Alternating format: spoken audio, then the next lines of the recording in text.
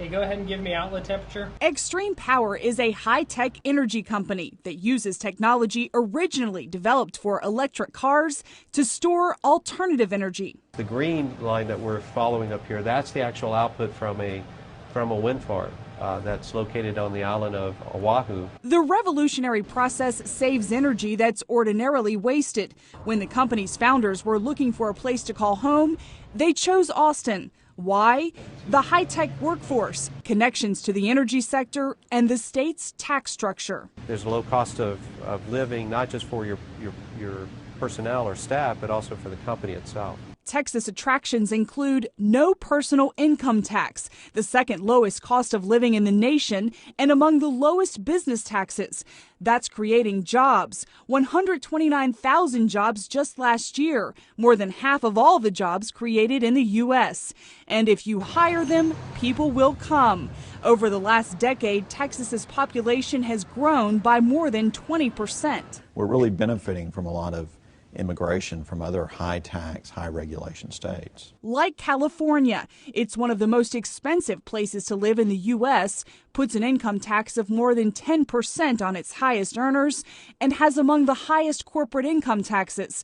While Texas added jobs last year, California lost more than 100,000. If everything's bigger in Texas, including the number of jobs created, Governor Rick Perry says it's because the size of the Lone Star State's government has remained relatively small. In Texas, we understand that pumping government money out doesn't create jobs.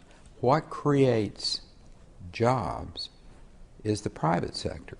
Your critics will say that while Texas has created a lot of jobs, too many of them are low-wage jobs, and your workforce is less educated than the workforces of other states. Is that a fair criticism? Is that a problem? The key for me is when you see high-tech companies moving into the state of Texas, and they are. High-tech companies are looking and coming. You got companies like Facebook and PayPal and eBay that are adding jobs to the state of Texas. If they were concerned about the workforce, they wouldn't be coming here. More than 50 Fortune 500 companies have a presence in Texas.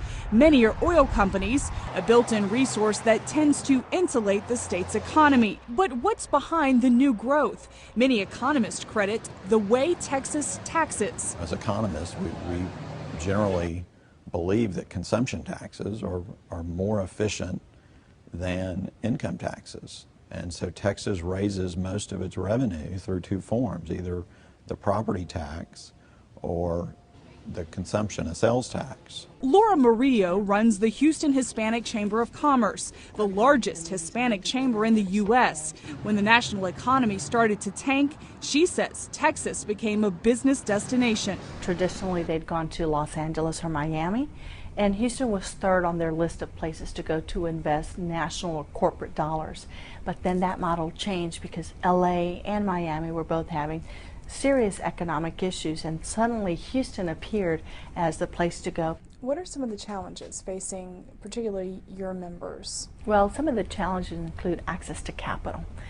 Because of a lot of the regulations that have come about, it is much more challenging, much more difficult for you to obtain loans and lines of credit. And you're talking about federal regulations? Federal regulations. Like all states, Texas faces challenges: an expected future budget shortfall, unfunded pension plans for state and local employees, and a high number of low-wage, uneducated workers. Although its unemployment rate of 8.4% is below the national average, it's still high. And as Governor Perry touts the Texas story on the national stage, he's drawing plenty of critics.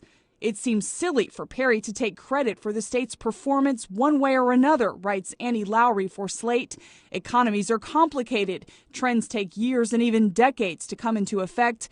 Governors are not omnipotent. Perry is the longest-serving governor in Texas history, and whether you think he's helped the state's economy or not, he's not going to stop making the point that Texas is wide open for business. Jennifer Wishon, CBN News, Texas.